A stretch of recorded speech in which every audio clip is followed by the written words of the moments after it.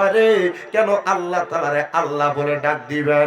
আমার আল্লাহ জানায় দেয় বান্দা ওয়াশকুরু নি'মাতাল্লাহি আলাইহিম ইন কুনতুম ইয়াহু তা'বুদুন।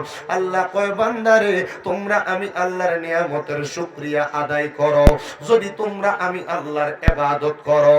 আমি আমার তন্তর মাদ্রাসার জান্নাতের বাগানে আগন্তুক আমার ভাই বাবাদের কাছে, প্রিয় ইমানদার মুসলমানের কাছে জানতে চাই, আপনারা বলেন না নামাজ রোজা হজ যাকাত দান সদকা যত রকমের ইবাদত, এই সকল ইবাদত করি আমরা একজনের জন্য, তিনি কে বাবা বলেন?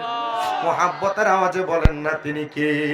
কিন্তু আমাদের কিছু ভাইয়েরা তুহমত দেয় আমরা সুন্নিরা নাকি আল্লাহর ইবাদত করি না, আমরা নাকি মাজার পূজারি, সেজদা দেই।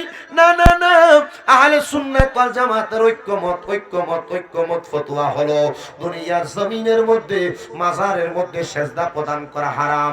আর আমার ভাইজান জনাব বুরহানুদ্দিন রেজা সাহেব যখন তিনি আমার ইমামে আজমের কথা বলতেছিলেন, তার পাশাপাশি ইমামে আজমের ধারাবাহিক এলেম অর্জন করনেওয়ালা এবং এলেমের বাহারুল উলুম জিনাকে উপাধি প্রদান করা হয়েছিল আমার আলা হযরত ইমামে ইশকে মুহাব্বত ইমাম আহমদ রাজা খান ফাজিলে বেরলভী, উনি সুন্দর করে বলতেছেন আলা হযরতের মসলকের মানুষ যারা তোমরা মাজারে সুইবানা, হাত দিয়া চুমা দিবানা।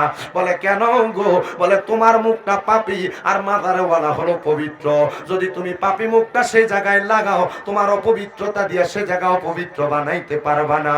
এই জন্য আমরা যারা সুন্নি আমরা মাজার পূজা করি না, আমরা মাজারের মধ্যে যে সেজদা দেওয়াকে সাপোর্ট করি না, আমরা ঐক্যমতের ফতোয়ার উপরে অদিষ্ট আছি।